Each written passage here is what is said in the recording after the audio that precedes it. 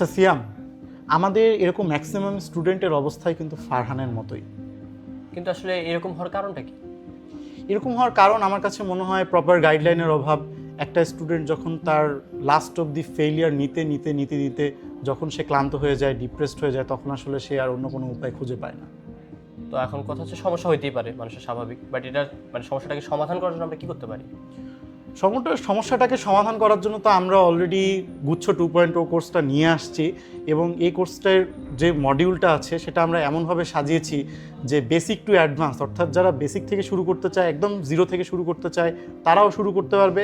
আবার যারা দেখা যাচ্ছে অনেক পড়েছে কিন্তু তারপরেও পারছে না, তারাও কিন্তু এই কোর্সটাতে এনরোল করে তাদের যে লাস্ট যে চান্স, অর্থাৎ জিএসটিতে একটা ভালো ইউনিভার্সিটিতে একটা ভালো সিট তাদের পাওয়া বা একটা ভালো সাবজেক্ট তাদের পাওয়া, সেটা তারা কভার করতে পারবে ইনশাআল্লাহ। এটা তো তাহলে একটা ভালো অপরচুনিটি, কারণ দেখা যায় অনেক সমস্যার কারণে হয়তো বা আমাদের ঢাকা বিশ্ববিদ্যালয়, রাজশাহী, জাহাঙ্গীরনগর, চট্টগ্রাম এগুলো মিস হয়ে গেছে।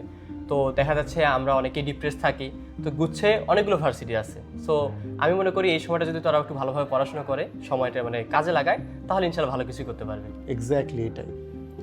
তাই সুপ্রিয় শিক্ষার্থীরা, তোমরা যদি এই শেষ মুহূর্তে নিজেকে আরেকটা শেষ সুযোগ দিয়ে দেখতে চাও, তাহলে এনরোল করে ফেলো আমাদের গুচ্ছ 2.0 কোর্সে। কারণ এই কোর্সে আমরা তোমাকে তোমার বেসিক টু অ্যাডভান্স প্রিপারেশন এমনভাবে গুছিয়ে দিব যে তুমি জিএসটিতে ইনশাল্লাহ একটা ভালো রেজাল্ট করতে পারবে।